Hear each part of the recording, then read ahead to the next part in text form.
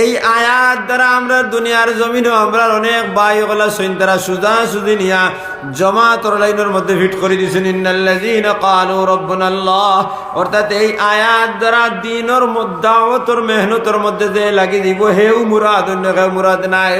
না না, এই আয়াত দ্বারা এক জিনিস মুরাদ নাই। এই আয়াত দ্বারা আল্লাহর ওয়াহদানিয়তের দাওয়াত মুরাদ। আল্লাহর ওয়াহদানিয়ত যদি দাওয়াত যদি এই আয়াত দ্বারা লা ইলাহা ইল্লাল্লাহ দ্বারা হইয়া থাকে আর ইন্নাল্লাযীনা ক্বালু রাব্বুনাল্লাহ দ্বারা হইয়া থাকে, তাহলে দাওয়াত আর মেহনতের কাজ যেগুলা সেইগু আল্লাহর ওয়াহদানিয়তের মেহনত। এই দিনী মহফিল আইজ একটা হইছে ওয়াজ মহফিল, ইগো তো আল্লাহর নবীর দিনী দাওয়াতের কাজ। যে মাদারিসে দিনিয়ার মধ্যে তালবা করলে ভরাইয়া যাইতরা, একটাও তো দাওয়াতের মেহনতের কাজ। জিক্রুল্লাহর মধ্যে খানকার মধ্যে বুজুর্গানে দিন হলে লা ইলাহা ইল্লাল্লাহ করাইয়া আর মানুষের দিল থেকে আফআলে রাজিলারে বার করে ফেলাইতরা আর খাসাইলে হামিদারে আনিয়া হারাইতরা, একটাও আল্লাহর দিনের মেহনতের কাজ। যদি কোনো মানুষের মধ্যে দরবার লাগি যায়, তাইলে এই দরবারই দুইজন মানুষ মাঝে হামাইয়া মিটাইয়া দেবার নাম হইল দাওয়াত আর মেহনতের কাজ। মুয়াজ্জিনে মসজিদের মধ্যে যদি আযান দেন আশহাদু আল্লা ইলাহা আল্লাহু আকবার আল্লাহু আকবার আশহাদু আল্লা ইলাহা ইল্লাল্লাহ আশহাদু আল্লা ইলাহা ইল্লাল্লাহ আযান দেন, তাহলে আযানই হইল দাওয়াত আর মেহনতের কাজ। মসজিদে ইমামে যদি নামাজ পড়াইয়া যায়, তাইলে নামাজই দাওয়াত আর মেহনতের কাজ। যদি কোনো বিয়া বাড়ির সুন্নতি তরিকায় বিয়া হয়, তাহলে ইগো দাওয়াত আর মেহনতের কাজ। যদি মানুষরে বেমার দেখা যাওয়া হয়, তাইলে বিমার দেখা ইগো দাওয়াত আর মেহনতের কাজ। কোনো মানুষ যদি বিপদে পড়ে যায়, তাহলে বিপদী মানুষরে উদ্ধার করা দাওয়াত আর মেহনতের কাজ। কোনো মানুষ যদি কোনো অসুবিধার মধ্যে পড়িয়া দুশ্মনের হাতে গিয়া দিতেন, তাইলে দুশ্মন থেকে বাঁচাইয়া দেওয়ার নাম হইল দাওয়াত আর মেহনতের কাজ। কোনো মানুষ যদি কোনো খারাপ কাজের মধ্যে লিপ্ত হয়ে যায়, এনে বুঝাইয়া সেই কাজ থেকে বার করিয়া আনার নাম হইল দাওয়াত আর মেহনতের কাজ। ইয়াস রহমতুল্লাহ আলাইহি মকতুবাতের মধ্যে লেখছেন যে যখন কোনো মানুষ কোনো দিনী মহফিলের মধ্যে যায়,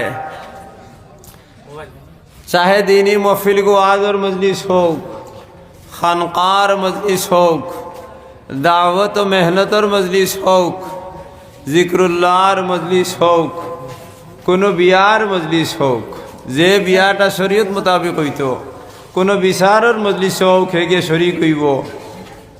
এই শরীক হইতে সময় তার মনেও কথা আয় নানি যে আমি এক নেক মজলিসের মধ্যে গিয়া শরীক হয়ে গেছি, গিয়া মনে আয় নানি মানুষের। তেলি কান হে জানা রাখে জানি হে শরীক হইতেও পারছে না। আপনারা তোরা আগে দিয়ে আইন না, এক মাঝে খালি জায়গা বলা লাগে না।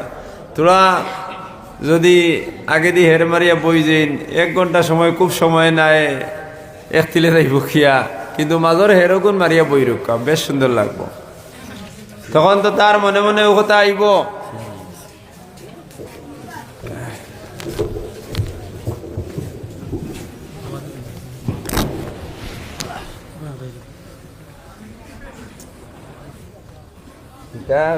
ধনী ধনী মানুষ হইলে ভালো লাগে। আমি গরিব মানুষ আর আস্তা মানুষ হামাই গেছি গিয়া কেন।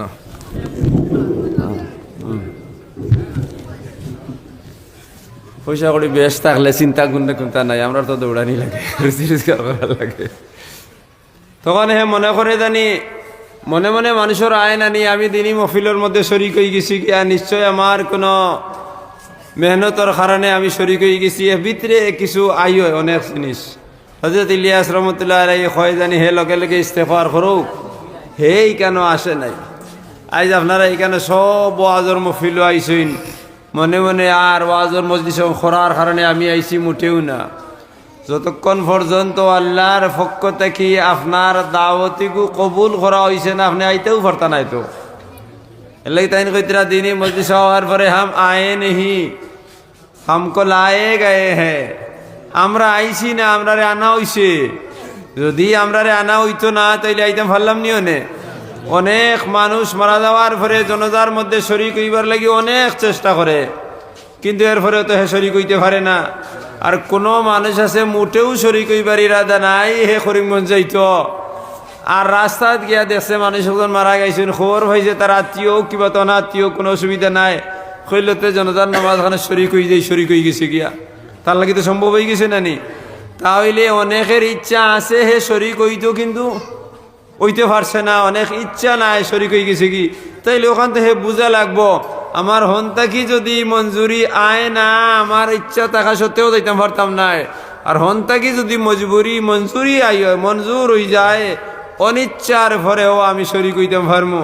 এই আজকুর এই দিনই মহফিল দেখান, ঈদগাহ নাকি তা বড় দেখা মসজিদ, বড় এক মহফিল, ও অনেক ভাই তো অঙ্ক আসলো, ইরাদা আসলো, আজকে কুকড়াদার থাকি বহুত বড় একজন আলিম ইবা তান মজলিসে গিয়া বইমু মনে মনে আসলো, কিন্তু হয়তো আজকে তার কোনো অসুবিধা পড়ে গেছে, তাই নাইতে পারতাম নাই। তাইলে দিনই মহফিলের মামলাটাও ওরকম। যদি আপনার আওয়া খান আলমে আলাস্তু বিরব্বিকুম এখা আছে নানি, যখন হৌ জায়গার মধ্যে আর ওয়াহের মধ্যে আল্লাহ জবাব লইছিলেন নানি, তুমি তিন দুনিয়াত যাওয়ার পরে আমার মাহবুদ মানবাইনি, আমার খোতা হিসাবে চলবাইনি, আমার দাওয়াতও তুমি দিন আইবাইনি, আলাস্তু বিরব্বিকুম কালু বালা, ওর বা আল্লাহ আইমু।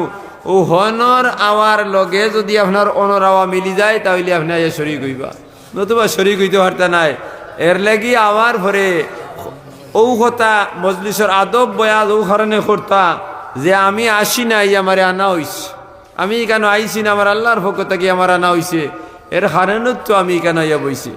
যাই হোক, আমি আপনাদের সামনে এক আয়াতে কারিমা তিলাওয়াত করছি, ইন্নাল্লাযীনা ক্বালু রাব্বুনাল্লাহ সুম্মা ইসতাকামু, ইন্নাল্লাযীনা ক্বালু, নিশ্চয় যারা কইছেন রব্বুনাল্লাহ, আমার পরবর্তীকার আমার আল্লাহ, সুম্মা ইসতাকামু, এই কথার মধ্যে অচল এবং অনড় রইছেন, আর রইয়া তান জিন্দগিরে শেষ করে ফেলাই দিছেন।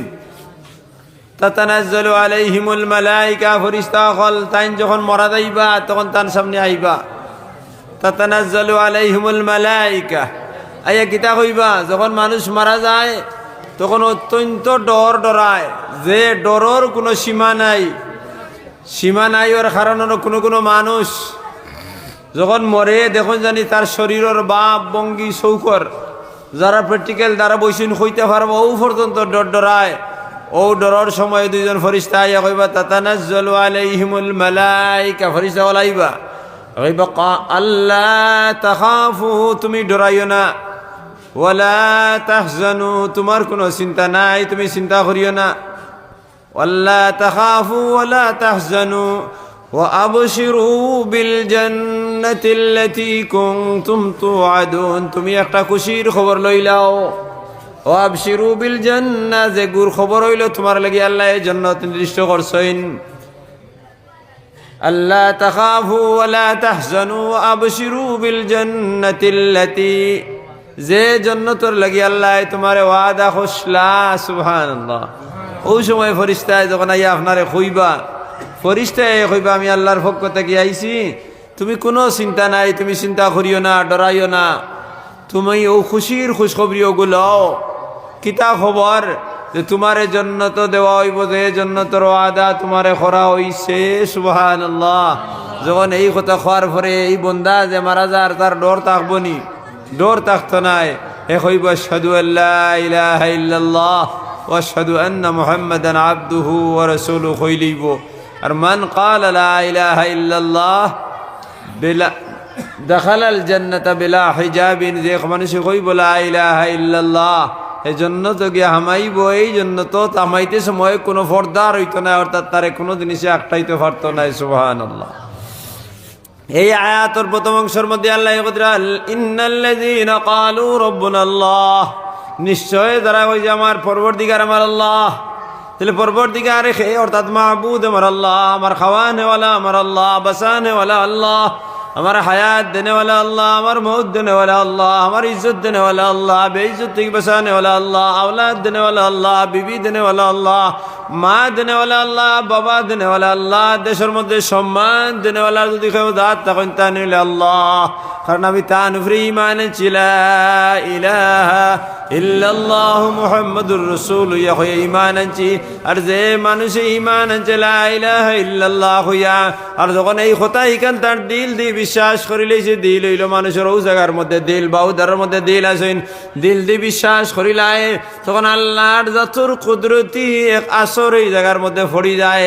কারণ আল্লাহ তান জবানে মোবারক দ্বারা হইন, কিতা কইন আল্লাহ তান জবান মোবারক দ্বারা হইন, ওয়াফি আনফুসিকুম আফালা তুবসিরুন গুলাম তোমার কলবর মধ্যে আমি বহাত আছি তুমি লক্ষ্য করো না নি সুবহানাল্লাহ এর লাগি বান্দায় যখন লা ইলাহা ইল্লাল্লাহ হই আল্লাহর জাতর ইয়াকিন আনিলাই বিশ্বাস আনিলাই মাবুদ জাত আমার একজন আছেন করার লগে লগে আল্লাহ তার কলবর মধ্যে তাওজ্জুহাত ডালি দেন আর আল্লাহ তার জবানে মোবারক দ্বারা কইলেন আমি তোমার কলবর মধ্যে আছি তুমি বুধ ভরায় না বুঝা গেছেন মাত আমি তোমা ফি আনফুসিকুম ওয়া ফি মধ্যে আনফুসিকুম তোমার কলবর মধ্যে আফালা তুবসিরুন তুমি কি তা লক্ষ্য করো না নি তাইলে আল্লাহ কলবর মধ্যে আই গেছেন তাইলে মানুষের কলবর মধ্যে লেখা আছে লা ইলাহা ইল্লাল্লাহ মুহাম্মাদুর রাসূলুল্লাহ ও কথার উপরে বিশ্বাস করি লইল আর কলবর উপরে তখন ইয়াকিন লই আইলো দিল দ্বারা তখন কলবে তার কলব থেকে অটোমেটিক তার মুখে দিবার আই যাইব লা ইলাহা ইল্লাল্লাহ যদি ও জায়গার মধ্যে লা ইলাহা ইল্লাল্লাহর উপরে বিশ্বাস করিলাই তাইলে ও জায়গা থেকে এক রশ্মির মাধ্যমে স্রোতর মাধ্যমে তেলা সাগরের মধ্যে নদীর পানি উপরে থেকে তুলে দি যায় কল বইল মেইন জিনিস ও মেইন জিনিস থেকে অটোমেটিক তার মুখে দিবার আই লা ইলাহা ইল্লাল্লাহ এর লাগি কল বখান্ডে পাক করো লা ইলাহা ইল্লাল্লাহ দ্বারা নবী যে ফরমাইন আলা ওয়া ইন্না লিকুল্লি জাসাদিন মুযগাতান ইজা সালুহাত সালুহাল জাসাদু কুল্লুহু ওয়া ইজা ফাসাদাত ফাসাদাল জাসাদু কুল্লুহু আলা ওয়াহিয়াল কলব আলা ওয়া ইন্না লিকুল্লি জাসাদিন মুযগাতান ও মানুষ সকল তোমার প্রত্যেক শরীরের মধ্যে এক টুকরা মাংস আছে আলা ওয়া ইন্না লিকুল্লি জাসাদিন মুযগাতান ইজা সালুহাত যখন এই টুকরা গুণ পাক হয়ে যায় শুদ্ধ হয়ে যায় সালুহাল জাসাদু কুল্লুহু তামাম শরীর পাক হয়ে যায় আর এই মাংসের টুকরা কুরহান এখান নাম হইল কলব আর এখানটা সাফ করো আল্লাহর ওয়াহদানিয়ত দ্বারা আল্লাহর ওয়াহদানিয়ত হইল লা ইলাহা ইল্লাল্লাহ মুহাম্মাদুর রাসূলুল্লাহ আর কলবিগু যখন লা ইলাহা ইল্লাল্লাহ দ্বারা এই কারণের মধ্যে প্রতিষ্ঠিত হয়ে যাইব তখন মুখে দিবার হইব লা ইলাহা ইল্লাল্লাহ আর যখন মুখ দ্বারা বাড়াই যাব তখন আল্লাহ আবার গোলাম রে হইন গোলাম নাহনু আকরাবু ইলাইহি মিন হাবলিল ওয়ারিদ আমি তোমার শাশির রক থেকে আরো দারো আছি যখন মুখ দি হইলি ভাই আল্লাহ কইন নাহনু আকরাবু ইলাইহি মিন হাবলিল ওয়ারিদ আমি তোমার শাশির রক থেকে আরো দারো আছি শাশির রোগ হইল যে রোগ দ্বারা মানুষের শ্বাস প্রশ্বাস নেয় যতক্ষণ পর্যন্ত এই রোগে খাস করব মানুষ জীবিত থাকব যখন এই রোগের মধ্যে শ্বাস প্রশ্বাস বন্ধ হয়ে যাব তখন আর মানুষ বাঁচত নাই আর এই দৌড় আগর দ্বারও আসি অর্থাৎ দ্বারা দুইটা দুই রোগ থাকে আর তাহলে আল্লাহর জাত ঠিক মাঝখানের মধ্যে আসেন অর্থাৎ আল্লাহ তোমার লগে আসেন ওয়াফি আনফুসিকুম আফালা তুবসিরুন দ্বারা কলবর মধ্যে আল্লাহ তোমার ঈমানের হেফাজত করি তৈছেন তোমার দিলের হেফাজত করি তৈছেন আর যখন মুখ দিয়ে কইলিস লা ইলাহা ইল্লাল্লাহ তখন আল্লাহ কইছে তোমার শাশি রোগ থেকে দ্বারা আসি অর্থাৎ শাশি রোগের হেফাজত করি লইছেন শাশি রোগের শ্বাস রোগের হেফাজত করার অর্থ হইল তোমার আস্থা শরীর আল্লাহর কুদরতর আতর মধ্যে হামাই গেছে কি সুবহানাল্লাহ বুঝা গেছে নিমাত যখন আস্থা শরীর আল্লাহর কুদরতর আতর কবজার মধ্যে হামাই গেছে গিয়া তখন মুখ দিয়ে যখন কইলিস লা ইলাহা ইল্লাল্লাহ তখন ওগুর লা ইলাহা ইল্লাল্লাহর চাহিদা পূরণ করা লাগবো আর লা ইলাহা ইল্লাল্লাহর চাহিদা যদি আমি পূরণ করিলাই আল্লাহর জাত আমার দ্বারা আছেন সবসময় কেন কোনো সন্দেহ নাই বুঝা গেছে নিবাদ তাহলে লা ইলাহা ইল্লাল্লাহর চাহিদা পূরণ করতে হইলে আমি আল্লাহর যতটুকু ঈমান আনা কাণ্ডে মজবুত করা লাগবো তাইলে ঈমান আমি আল্লাহর যতটুকু ঈমান আনলাম আর করে আমি আমাল দিতে খানি লাগবো আর আমালের নাম হইল নমাজ হইলা নমাজ দ্বারা দেখানি লাগবো আমি তোমার উপরে ঈমান আনছি এরপরে বছরে একবার রোজা দ্বারা প্রমাণ দেওয়া লাগবো আমি ঈমান আনছি মাল আল্লাহ যদি মাল দি দেখানি লাগবো হজ করিয়া আমি ঈমান আনছি আমার মাল বেশি আল্লাহ যদি দেন তো যাকাত আদায় করিয়া দেখানি লাগবো আমি ঈমান আনছি আর যদি আমি আল্লাহর উপরে ঈমান আনিয়া থাকি তাইলে যে মুখ দ্বারা আমি কইলেছি লা ইলাহা ইল্লাল্লাহ মুহাম্মাদুর রাসূলুল্লাহ এই মুখ দ্বারা কোনো মানুষের গালি দিতে আমি পারি না না, এই মুখ দ্বারা কোনো মানুষ, দিল দ্বারা কোনো মানুষের হিংসা করতাম পারি না, এই মুখ দ্বারা আল্লাহর জিকির ব্যতীত কোনো জিকির আমি করতাম পারি না। গতিকে এই মুখর থেকে ফাঁসি কি ফাজিরি আলফাজ যেগুলো আছে, গালি যেগুলো আছে, অটোমেটিক আমার বন্ধ করা লাগবো। কারণ আল্লাহর যত রহদানিয়ত আমার এই জবান দ্বারা কবুল করে লইছি, যে জবান দ্বারা আল্লাহর যত রহদানিয়তর কাইল হয়ে গেছি কি, এই জবান দ্বারা আল্লাহর নাফরমানি আমি করতে পারি না। গতিকে এই জবান দ্বারা আমি মানুষের লগে দুশ্মনী করার বুদ্ধি আমি করতাম পারি না। এই জবান দ্বারা আমি গান গাইতে পারি না, এই জবান দ্বারা আমি নাচ গান গাইতাম পারি না, এই জবান দ্বারা ফরর আইব বয়ান করতাম আমি পারি না, এই জবান দ্বারা মানুষের আইল টেলিবার বুদ্ধি আমি করতাম পারি না, এই জবান দ্বারা শরীয়তের খেলাফ আমি কোনো আলফাজ বলতে পারতাম না। কারণ এই জবান দিয়ে আমি আমার আল্লাহর লাগে ওক করিয়া দিলাইছি, আমার জবান দিয়ে আমি ওক করিয়া দিলাইছি, লা ইলাহা ইল্লাল্লাহ হইয়া আল্লাহর ওয়াহদানিয়তের উপরে আমি ওক করিয়া দিলাইছি। যতক্ষণ আল্লাহর ওয়াহদানিয়তের উপরে কায়েম থাকবো, এই জবান আল্লাহর হুকুম ব্যতীত কোনো দ্বারা যাইতে পারে না। ও কথারে আমি কইলাম, ইন্নাল্লাযীনা ক্বালু রাব্বুনাল্লাহ। বুঝা গেছে নি? মাত বুঝা গেছে নি? এই আয়াত দ্বারা আমরা দুনিয়ার জমিনে আমরা অনেক বাইগলা সৈন্যরা সুজা সুজি নিয়া জমাতর লাইনের মধ্যে ফিট করে দিয়েছেন, ইন্নাল্লাযীনা ক্বালু রাব্বুনাল্লাহ। অর্থাৎ এই আয়াত দ্বারা দ্বীনের দাওয়াতর মেহনতের মধ্যে যে লাগি দিব, হেউ মুরাদ, অন্য কেউ মুরাদ নাই। না না, এই আয়াত দ্বারা এক জিনিস মুরাদ নাই, এই আয়াত দ্বারা আল্লাহর ওয়াহদানিয়তের দাওয়াত মুরাদ। আল্লাহর ওয়াহদানিয়ত যদি দাওয়াত যদি এই আয়াত দ্বারা লা ইলাহা ইল্লাল্লাহ দ্বারা হইয়া থাকে, আর ইন্নাল্লাযীনা ক্বালু রাব্বুনাল্লাহ তারা হইয়া থাকে, তাইলে দাওয়াত আর মেহনতের কাজ যেগুলা সেইগুলো আল্লাহর ওয়াহদানিয়তের মেহনত। এই দিনই মহফিল আইজ একটা হইছে ওয়াজ মহফিল, ইগো তো আল্লাহর নবীর দিনই দাওয়াতের কাজ। যে মাদারিসে দিনিয়ার মধ্যে তালবা করলে ভরাইয়া যাইতরা, একটাও তো দাওয়াতের মেহনতের কাজ। জিক্রুল্লাহর মধ্যে খানকার মধ্যে বুজুর্গানে দিন হলে লা ইলাহা ইল্লাল্লাহ করাইয়া আর মানুষের দিল থেকে আফআলে রাজিলারে বার করে ফেলাইতরা, আর খাসাইলে হামিদারে আনিয়া হারাইতরা, একটাও আল্লাহর দিনের মেহনতের কাজ। যদি কোনো মানুষের মধ্যে দরবার লাগি যায়, তাইলে এই দরবারিগো দুইজন মানুষ মাঝে হামাইয়া মিটাইয়া দেবার নাম হইল দাওয়াত আর মেহনতের কাজ। মুয়াজ্জিনে মসজিদের মধ্যে যদি আযান দেন, আশহাদু আল্লা ইলাহা আল্লাহু আকবার, আল্লাহু আকবার, আশহাদু আল্লা ইলাহা ইল্লাল্লাহ, আশহাদু আল্লা ইলাহা ইল্লাল্লাহ আযান দেন, তাহলে আযানই হইল দাওয়াত আর মেহনতের কাজ। মসজিদে ইমামে যদি নামাজ পড়াইয়া যায়, তাইলে নামাজও দাওয়াত আর মেহনতের কাজ। যদি কোনো বিয়া বাড়ির সুন্নতি তরিকায় বিয়া হয়, তাইলে ইগো দাওয়াত আর মেহনতের কাজ। যদি মানুষরে বেমার দেখা যাওয়া হয়, তাইলে বিমার দেখা ইগো দাওয়াত আর মেহনতের কাজ। কোনো মানুষ যদি বিপদে পড়ে যায়, তাইলে বিপদী মানুষরে উদ্ধার করা দাওয়াত আর মেহনতের কাজ। কোনো মানুষ যদি কোনো অসুবিধার মধ্যে পড়িয়া দুশ্মনের হাতে গিয়া দিতেন, তাইলে দুশ্মন থেকে বাঁচাইয়া দেওয়ার নাম হইল দাওয়াত আর মেহনতের কাজ। কোনো মানুষ যদি কোনো খারাপ কাজের মধ্যে লিপ্ত হয়ে যায়, এনে বুঝাইয়া সেই কাজ থেকে বার করিয়া আনার নাম হইল দাওয়াত আর মেহনতের কাজ। এর লাগি ভাই যায় ইমামে গাজালি রহমতুল্লাহ আলাইহি ফরমাইছেন, আত-তুরুকুল আরবাআতু রাসিকুনা ফিদ-দ্বীন।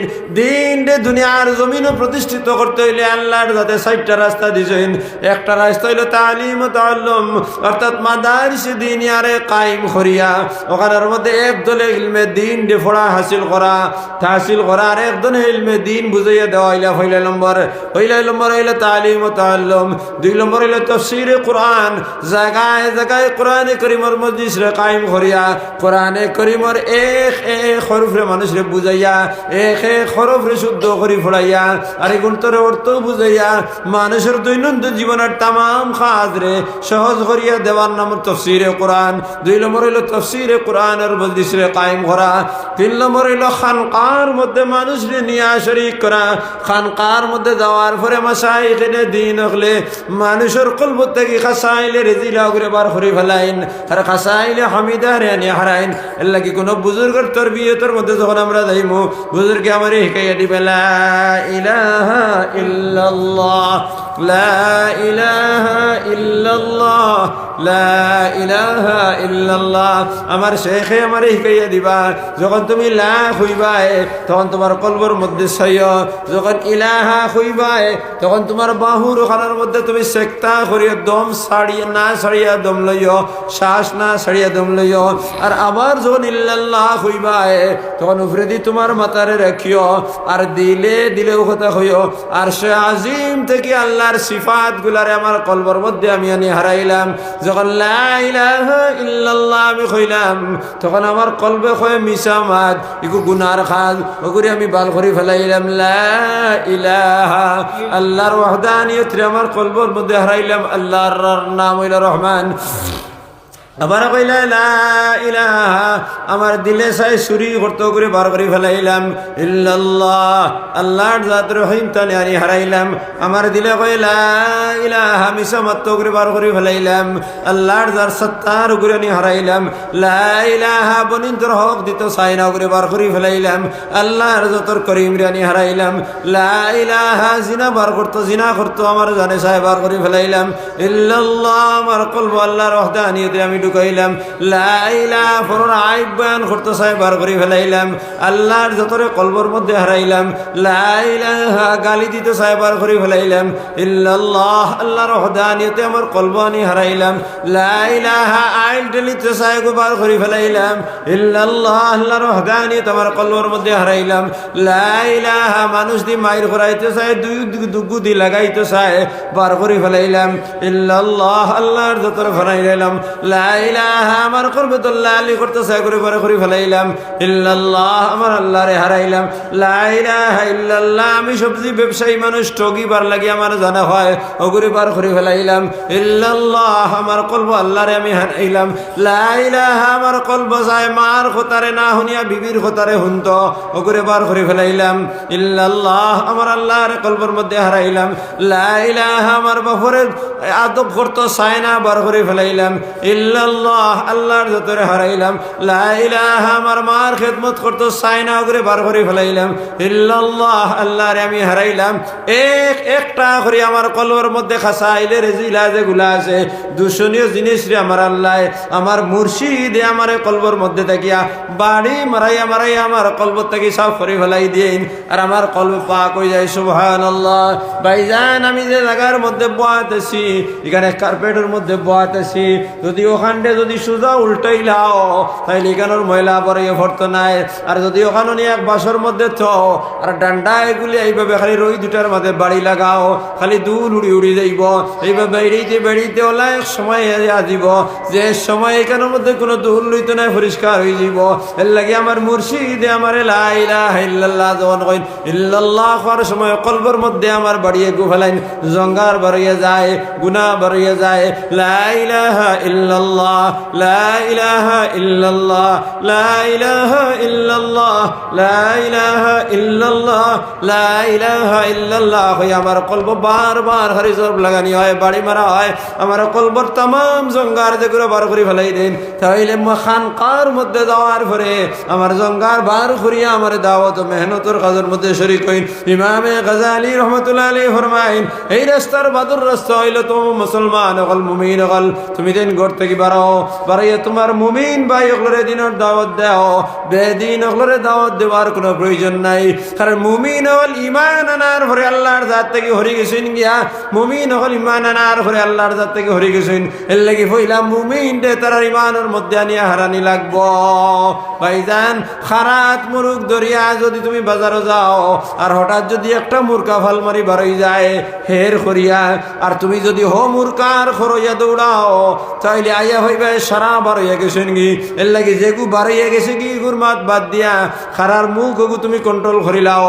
কন্ট্রোল করিলে এইগুন বাড়িয়ে দিতে পারত না হেগু একলা তারে আমি তুমি হারাইতে পারবাই। এর লাগি মুমিন হলে যারা ইমান আনিয়া ইমান থেকে বারইয়া গেছেন গি তারারে খারার মধ্যে হারাও হারাইয়া এই এক রাস্তার মধ্যে ধরিয়া তার জিক্রের থেকে খাসাইলে রেজিলারে বার করি ফেলাইয়া খাসাইলে হামিদারে আনিয়া হারাও তাইলে তুমি আল্লাহর খাস মানুষ বনবা ইনশাআল্লাহ। বুঝা গেছে নিবাদ।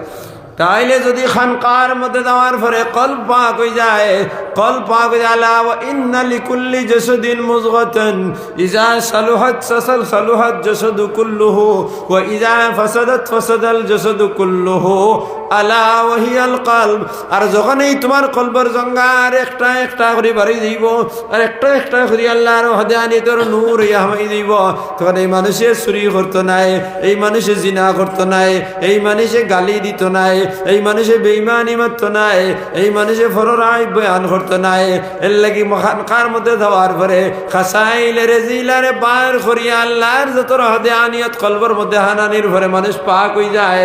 আর যখন দিল পাক হয়ে যায় তখন আস্থা মানুষ পাক হয়ে যায়।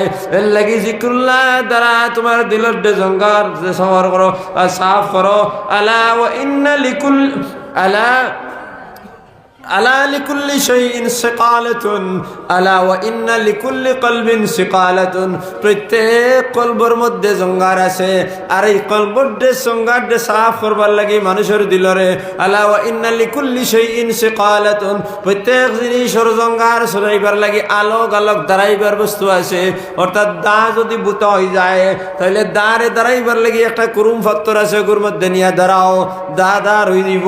আর আরিরে দাঁড়াইবার লাগি যদি কুরুম পত্তর নিয়ে গোসাও তাইলে আরি বেকার হয়ে যাব, আর এর মুখ বড়ি ভাঙ্গিয়া নষ্ট হয়ে যাব। এর লাগি আরি রে দাঁড়াইবার লাগি তার হাতিয়ার দেয়াল্লাই রেত দিছে, রেত দি আরি রে দাঁড়ানি যায়। রেত দি যদি দাঁড়ে দাঁড়াও তাইলে দা বুতা হয়ে যাব, আর যদি পাত্তর দি আরি রে দাঁড়াও তাইলে আরি বুতা হয়ে যাব। তাইলে যার যারি আলোক আলোক রেত আছে, দাঁড়াইবার বস্তু আছে। ও মুমিন হল, তোমার তান কলবর মধ্যে যদি জাঙ্গার লাগি যায় তাইলে তোমার তান কলবর জাঙ্গার হরাইবার লাগি একমাত্র আল্লাহর জিকির যথেষ্ট। আল্লাহর জিকির ছাড়া তোমার কলবর জঙ্গার হরাইতে পারতে নাই। এর লাগি মাশায়েখিনে কেরামে খানকার মধ্যে গিয়া তার কলবর মধ্যে একটা একটা করে জিকরুল্লাহর বাড়ি লাগাইন।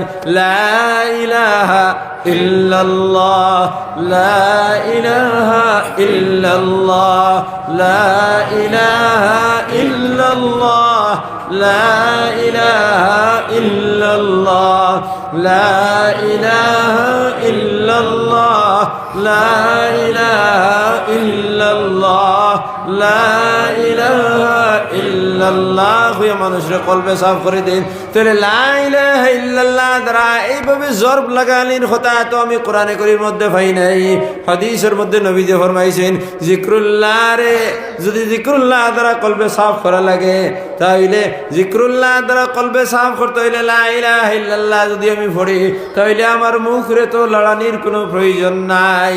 তাইলে আমার শেখর কাছে যখন আমি গেলাম, যাওয়ার পরে শেখে আমারে কইছেন লা ইলাহা ইল্লাল্লাহ যখন কইবাই কলবর মধ্যে তুমি ধ্যান রাখিও, ইলাহা কইতে সময় বাহুর মধ্যে ধ্যান রাখিও, আর ইল্লাল্লাহ কওয়ার মধ্যে আবার কলবর মধ্যে ধ্যান রাখো। তাইলে নবী যেতে এইভাবে জিকির করছেন না, তাইলে আমি কিতার লাগি এইভাবে জিকির করতাম। হযরত বাকি বিল্লাহ রাহমাতুল্লাহ আলাইহি রে তার উস্তাদে যখন জিকরুল্লাহর সবক দিলা, লা ইলাহা ইল্লাল্লাহ অর্থাৎ 12 তাসবির সবক দিলা, তার মনে মনে প্রশ্ন আইল যে লা ইলাহা ইল্লাল্লাহ নবী যে মসজিদে নবীর মধ্যে পড়িছেন তাই তো এইভাবে মাথারে ঘুরাইছেন না, আর আমার মুর্শিদে আমারে কইছেন এইভাবে ঘুরাইতাম, আমার তো জিকানি লাগবো।